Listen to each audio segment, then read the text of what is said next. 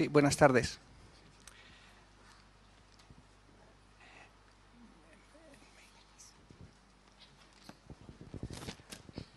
Bueno, me van a permitir que me levante y pueda dirigirme a ustedes. ¿Se oye bien? Yo debería de saber decir, porque he estado practicando en Baixapa Pendecaru. ¿Qué es eso?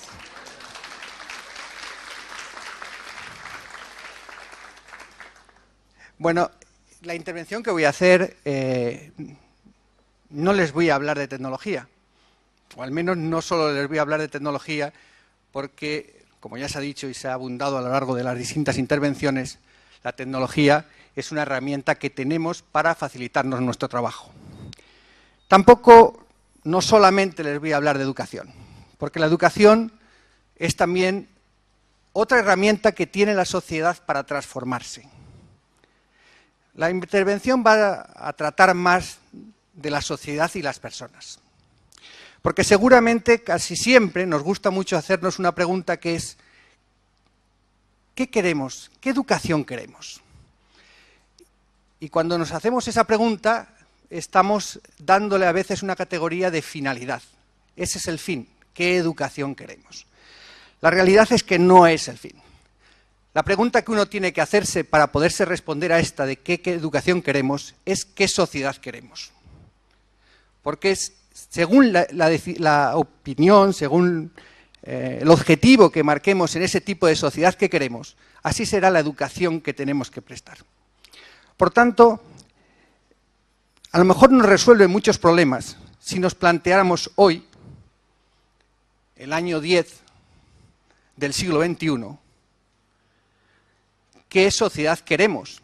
Y cuando nos lo planteamos en el ámbito de la educación, inevitablemente tenemos que pensar dentro de 10, 15 años qué sociedad queremos. Y seguramente en esa respuesta tenemos que ser capaces de imaginar cómo será el mundo dentro de 10 o 15 años. Y a lo mejor muchas de las preguntas que nos hacemos sobre qué hacer con los nuevos soportes que tenemos para comunicarnos, las nuevas formas de acceder a la información, las nuevas formas de gestionar el conocimiento, tenemos que estar de acuerdo, que tienen mucho más que ver con lo que está ocurriendo en el entorno de nuestros jóvenes que con nosotros mismos. Y para esa sociedad es para la que queremos formar a las personas que en un momento determinado van a ser quien lideren cada una de nuestras sociedades. Bueno, no les descubro nada diciendo que el mundo ha cambiado. El mundo, hace unos años, los países que marcaban de alguna manera el liderazgo en la economía y en tantas cuestiones, han dado paso a nuevos actores, nuevos países.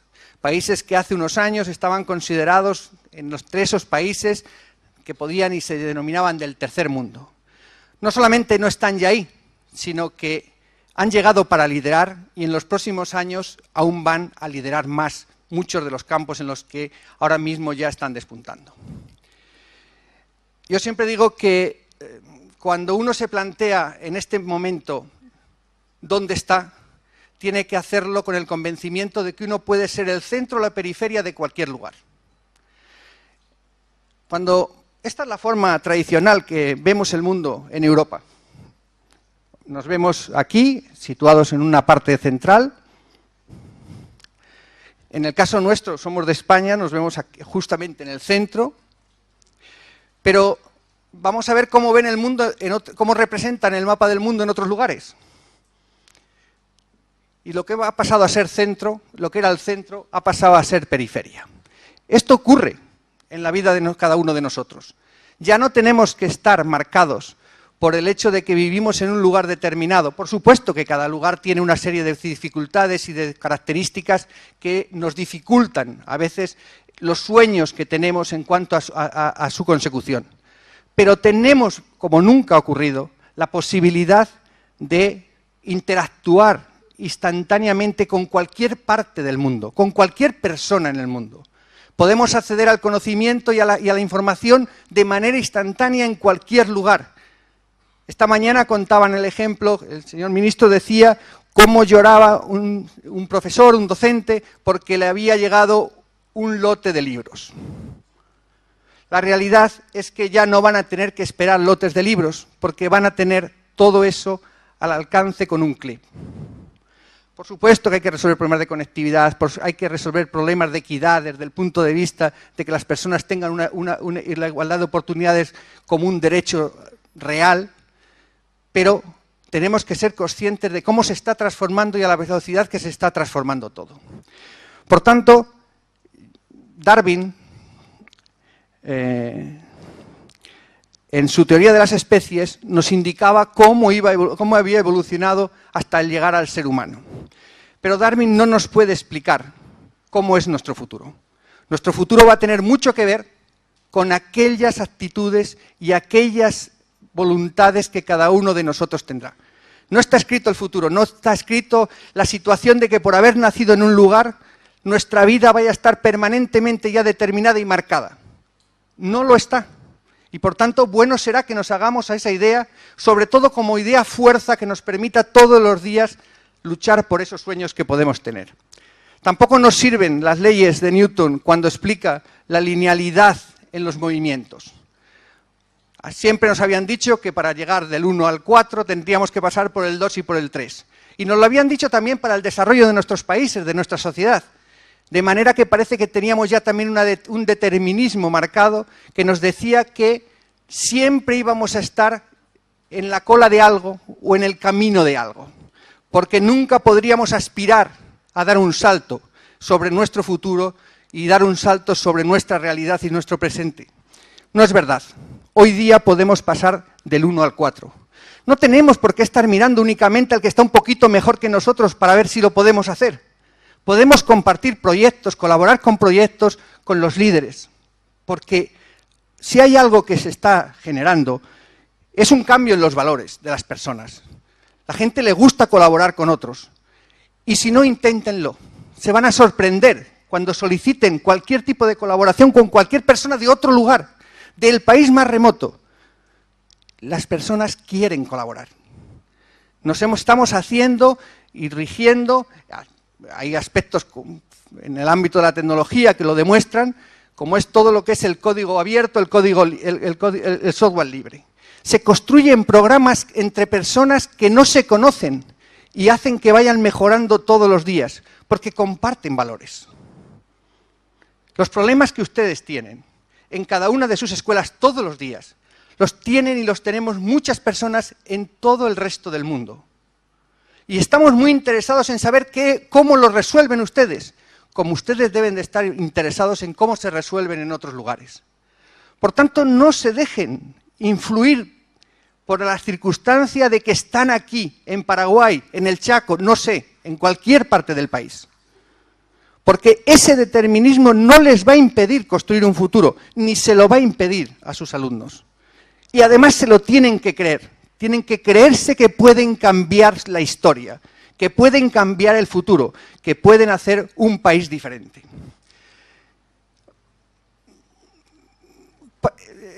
Hemos hablado de tecnología, de cambiar la sociedad, de tener más futuro, y evidentemente para tener más futuro es necesario más educación. Todas las mañanas mandamos a los chicos a la escuela y les decimos que van allí porque eso les va a transformar su vida. Que tienen que estudiar, que tienen que aprender, que todo eso les va a hacer mejores, van a tener más oportunidades. Bueno, si eso es verdad, y todo eso lo decimos, es porque estamos convencidos de que la sociedad se transforma a través del conocimiento. Y en ese sentido, hemos representado a este chico que está diciendo que las decisiones en educación, para él, hay que tomarlas hoy. Dentro de 4 años, no es ya que hayamos retrasado la puesta en marcha de iniciativas que pueden cambiar a la sociedad. Lo que hemos retrasado también, y hemos excluido a un montón de niños que ya no están en la escuela. Por tanto, las decisiones no son, bueno, ya las haremos cuando tengamos tiempo, ya las haremos cuando tengamos no sé cuántos medios. Hay que hacerlas todos los días, porque solo así cambiará. En una conversación con el presidente Lugo, él me decía, antes de la asunción presidencial, él me decía, dice, ¿sabes cuál es nuestra prioridad? Dar una comida todos los días a cada niño. Y yo, presidente, nadie le va a tratar de restar un solo guaraní en ese objetivo. Pero usted tiene sueños, usted sueña en un Paraguay dentro de 10, 15 años diferente. Pues le tengo que decir que va a tener que aprender a compatibilizar ese objetivo que usted tiene con que el Paraguay que usted sueña sea posible. Porque si no toma decisiones hoy en el ámbito de la educación, lo que va a ocurrir es que todos los días de su vida y todas las vidas de otros que le prosigan van a tener que seguir siempre tratando de cumplir el objetivo de que todos los niños tengan una comida al día. Y algún día merecerá la pena que cada niño, por sí mismo, haya conseguido resolverse ese problema. Por tanto, en educación no podemos esperar. Todo está cambiando y el mundo ha cambiado de manera muy radical en los últimos años. Y por tanto, todo el tiempo que perdemos mucho más que perdíamos antes. Porque antes un cambio generacional se producía cada 10, 12 años. Hoy un cambio generacional se produce cada 3 años. Y por tanto las cosas van en otro ritmo.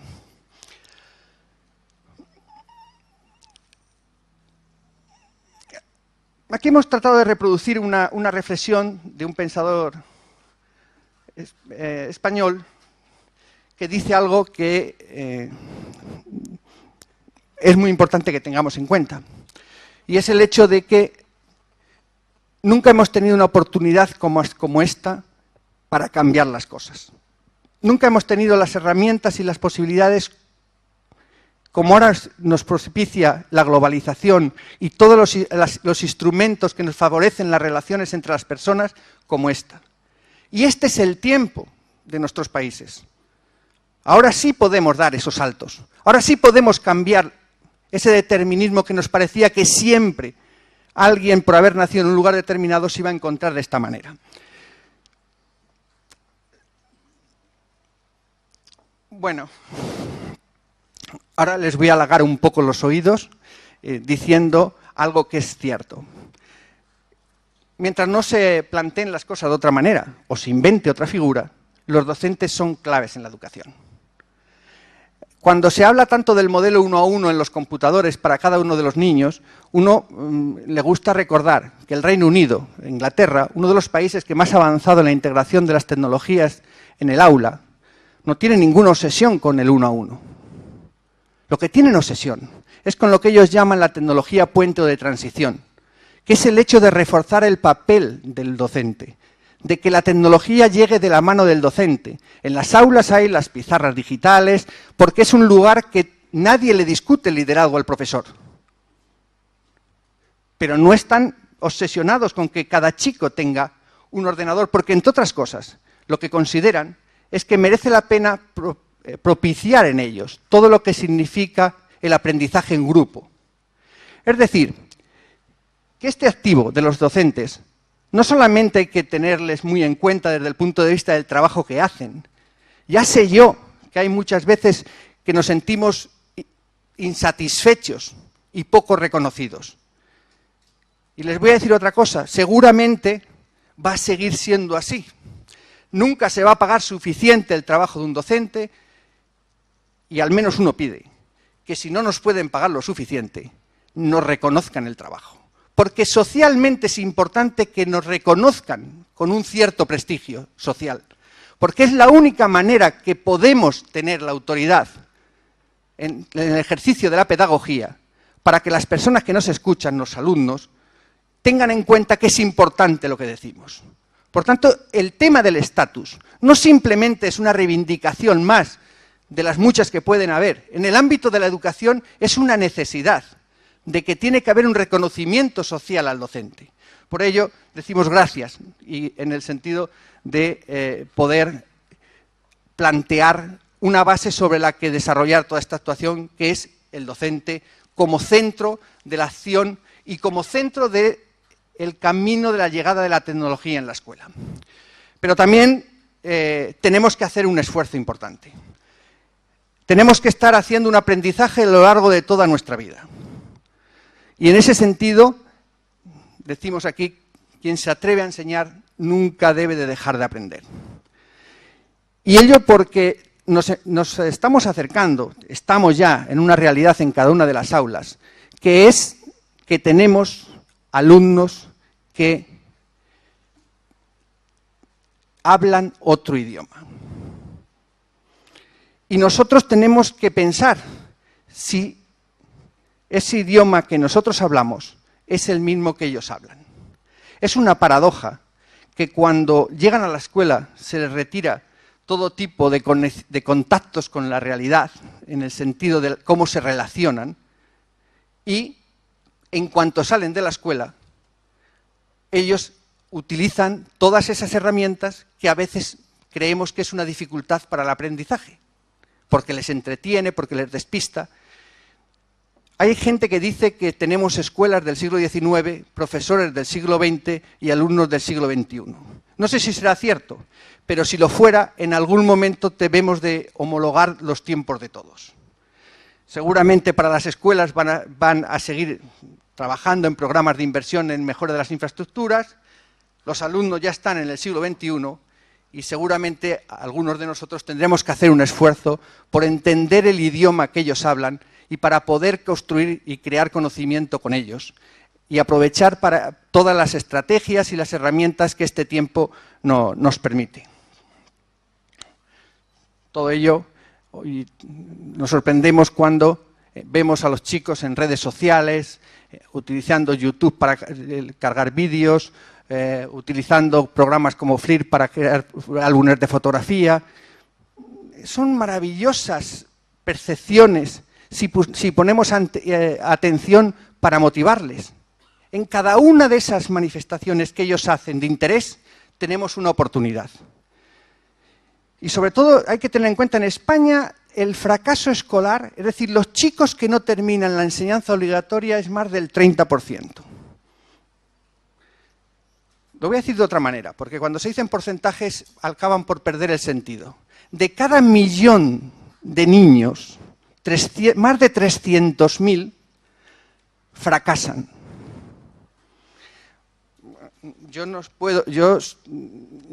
puedo creerme que más de 300.000 chicos en mi país no tengan el nivel y la capacidad suficiente para alcanzar la terminación de la enseñanza obligatoria. Soy incapaz de comprenderlo. ¿Algún problema hay, aparte de lo que decimos y llamamos fracaso escolar, con nosotros mismos? ¿Por qué no se motivan? ¿Por qué pierden el interés por las cosas? ¿No tendrá que ver esto con que no nos entienden? ¿Con que lo que les decimos que es lo importante acaban por percibir que cuando salen de la escuela, en sus casas, se les ofrece justamente otras posibilidades de entretener y de llenar su tiempo? Yo le puedo decir a mi hijo que se aprenda los ríos y los afluentes de no sé qué río por la derecha y por la izquierda. Y él seguramente, por conciliarse con esa demanda, hasta se los puede aprender. Pero él va a encontrar un sentido a aprenderse los ríos cuando puede acceder a esa información, si es que fuera fundamental, en cualquier momento, en cualquier instante, no del río que le explicamos que es el de al lado de casa, sino de cualquier río del mundo. Es que tenemos que seguir sosteniendo una educación y una enseñanza basada en la memorística, cuando tenemos y vemos todos los días cómo nosotros construimos el conocimiento, que es relacionando, teniendo un sentido crítico de lo que acontece. Por tanto, tenemos que hacer una reflexión y tenemos que aprovechar todos esos centros de interés que el chico tiene para convertirlo en oportunidades.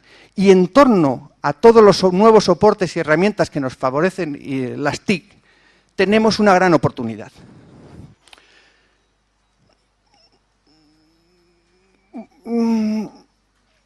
Voy a hablarles ahora desde otro punto de vista. Esta es una tarea que no puede ser es una tarea que tiene que ver con cada uno de nosotros. Pero es una tarea que tiene que ver con todos nosotros como sociedad.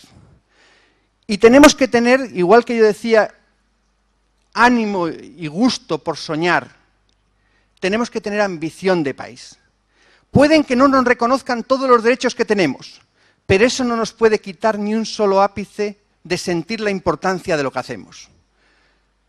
En las escuelas no se puede discutir que todos hemos identificado que es el lugar que ha elegido la sociedad para formar a las personas que van a liderar sociedades diferentes. Por tanto, es ahí donde se transforma la realidad y el país y la sociedad. Por tanto, si ahí no hay ambición de una sociedad mejor, de un país mejor, difícilmente esos líderes que mañana va a haber la van a tener. Tenemos que transmitir y sentir esa ambición. Para eso hay que establecer un compromiso. Y les voy a poner un ejemplo que seguro que ustedes sienten como que ha existido un compromiso. Tienen ustedes un maravilloso ejemplo. Nosotros somos campeones del mundo porque se nos apareció no sé quién un día que jugamos contra Paraguay. Era un equipo que sentía un compromiso consigo mismo y con el país, en lo que representaba. Eran un equipo, porque no había alguien que era la gran figura, sino todos ellos sabían de la importancia de su compañero.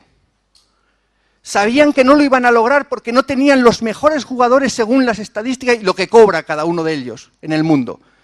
Pero sabían que poniendo el esfuerzo lo podían lograr. Y por otro lado, ellos eran conscientes de que cada resultado que lograban generaban una ilusión en el país. De repente ese día, después del partido, se sentían mejores, no solo ellos, sino todo el país. Se sentían protagonistas, se sentían importantes. Ese compromiso, ese grupo, ese esfuerzo, esa ilusión de país, es la que permite los grandes retos. Y todo ello es lo que uno piensa, que si fuéramos capaces de establecer en torno a ello ese compromiso por la educación, seguramente seríamos capaces de cosas que ni nos atrevemos a soñar. Se demuestra en un caso como el deporte. ¿Por qué no lo vamos a poder hacer con el tema más importante que tenemos entre manos? Y eso hay que hacerlo por todos estos, que el día de mañana serán los que nos encontremos en los distintos puestos, en los distintos cargos, en las distintas responsabilidades de la sociedad paraguaya. Y yo por eso les animaría a hacer de la educación la gran seña de identidad del Paraguay. No lo vamos a hacer con palabras, por muchas y bonitas que digamos todos. No lo vamos a hacer porque nos digan los demás que van a considerar Paraguay el gran país de la educación. Lo vamos a hacer si nos ponemos a trabajar duramente, a esforzarnos duramente para lograrlo. Pero es posible. Y por tanto, de verdad, esta es la gran seña de identidad de un país diferente para dentro de 10, 15 años. Ya sé que tiene una desventaja la educación frente a otras cosas, y es que los tiempos de la educación no son los tiempos de la política. No se cambia la educación en 4 años, se necesitan más. Y por eso hay que tener una gran perseverancia, y hay que todos los días creer en la importancia de lo que hacemos.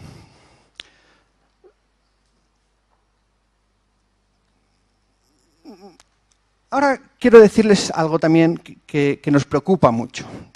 La Fundación Wikisaber trabajamos en los 8 países de lengua portuguesa, 21 países que tienen como lengua oficial el castellano, el español, y las comunidades hispanas y lusas de Estados Unidos.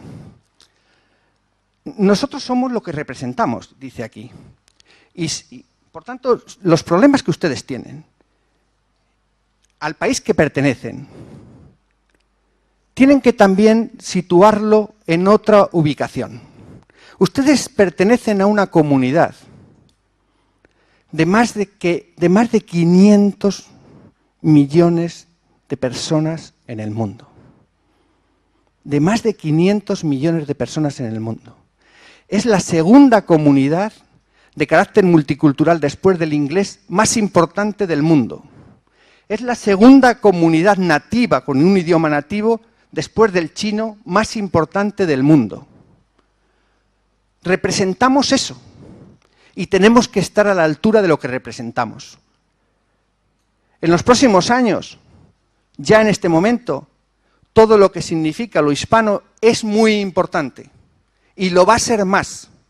Y si además fuéramos capaces de entender en términos de alianza lo que significa un idioma hermano, con el que nos entendemos todos los días, como es el portugués, estaríamos hablando de cifras de más de 700 millones de personas y de más de 140 millones de alumnos en enseñanza obligatoria. Por tanto, no somos una comunidad, no pertenecen ustedes a una comunidad cualquiera. Ustedes son muy importantes y la comunidad a la que representan es una comunidad líder y más que lo va a ser. Y para esa comunidad líder necesitamos que los que van a estar ejerciendo ese lugar que representan sean capaces de liderar. Por tanto, compartan con sus compañeros de otros países las preocupaciones. Tienen las mismas y se entienden con ellos. Tienen la misma lengua y les va a permitir enriquecerse con lo que ustedes hacen a ellos y a ustedes con lo que ellos hacen. No piensen que el problema del Paraguay es solo del Paraguay.